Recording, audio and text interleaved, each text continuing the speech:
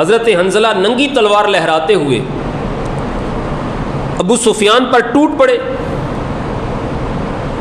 اور زوردار تلوار اس پہ ماری.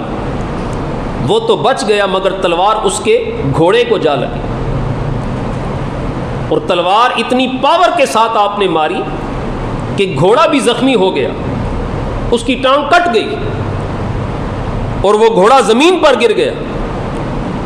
تو ابو سفیان نے جب دیکھا کہ مصطفیٰ کا یہ شیر تو مجھے زندہ نہیں چھوڑے گا, اس نے فوراً پکارا کہ اے میرے ساتھیوں مجھے بچاؤ, حنظلہ مجھے قتل کرنے آ گیا. تو اسود بن شداد وہ آگے بڑھا اور اس نے حضرت حنظلہ رضی اللہ تعالی عنہ پر دور سے نیزہ مارا. وہ نیزہ حضرت حنظلہ کے جسم سے پار ہو گیا اور حضرت حنظلہ رضی اللہ تعالی عنہ شہید ہو گئے.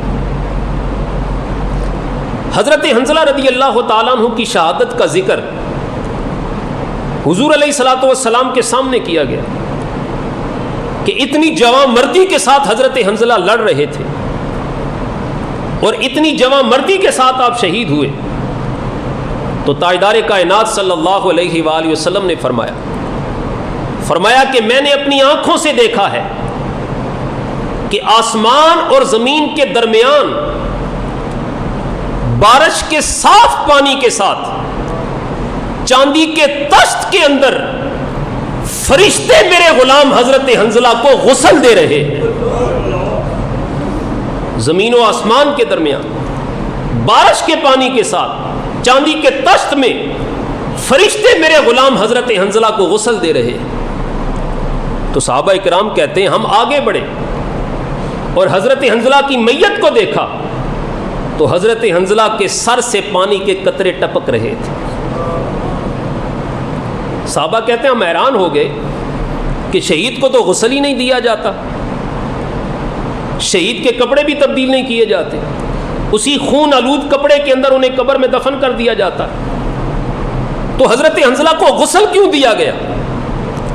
صحابہ یہی سوال لے کر بارگاہ مصطفیٰ میں آئے کہ حضرت حنظلہ تو شہید ہے, شہید کو غسل نہیں دیا جاتا, پھر حضرت حنظلہ کو غسل کیوں دیا گیا؟ نبی پاک صلی اللہ علیہ وسلم نے فرمایا تمہارے اس سوال کا جواب حضرت حنظلہ کی بیوی سے مدینے جا کر پتہ چلے گا. اب جس نبی کو یہ پتہ ہے کہ اس سوال کا جواب کس کے پاس ہے, کیا اس نبی کو خود نہیں پتہ تھا اس سوال کا جواب کیا ہے؟ پتہ تھا, پر صحابہ کو حضرت حنظلہ کی بیوی کے پاس اس لیے بھیجا تاکہ حضرت حنظلہ کی بیوی کو بھی پتہ چلے میرے شہید ہونے والے شوہر حضرت حنظلہ کا مقام کیا ہے, اور سوال کرنے والے صحابہ کو بھی پتہ چلے کہ جو نبی پاک کے دامن سے وابستہ ہو جاتا ہے وہ رب کی بارگاہ میں کتنا مقبول ہو جاتا ہے. صحابہ کرام نے حضرت حنظلہ کی بیوی سے پوچھا کہ حضرت حنظلہ کو فرشتوں نے غسل دیا, وجہ کیا ہے؟ اللہ اکبر. تو حضرت حنظلہ کی بیوی نے کہا وجہ یہ ہے جو گزشتہ رات گزری تھی, جنگ سے پہلی رات, وہ رات حضرت حنظلہ کی شادی کی پہلی رات تھی, وہ حضرت حنظلہ کی شادی کی پہلی رات تھی جسے شب زفاف کہا جاتا ہے. تو کہا حضرت حنظلہ پہ غسل واجب تھا, لیکن گلی سے آواز آئی کہ نبی پاک صحابہ کو جہاد کے لیے بلا رہے ہیں. حضرت حنظلہ اسی وقت اٹھے. بیوی کہتی ہے میں نے دامن پکڑا کہ حنظلہ تجھ پہ غسل واجب ہے, غسل کر کے جاؤ. تو حضرت حنظلہ نے جواب دیا کہ اے میری اہلیہ, کہیں غسل کرتے کرتے نبی پاک کی بارگاہ میں پہنچتے ہوئے مجھے دیر نہ ہو جائے.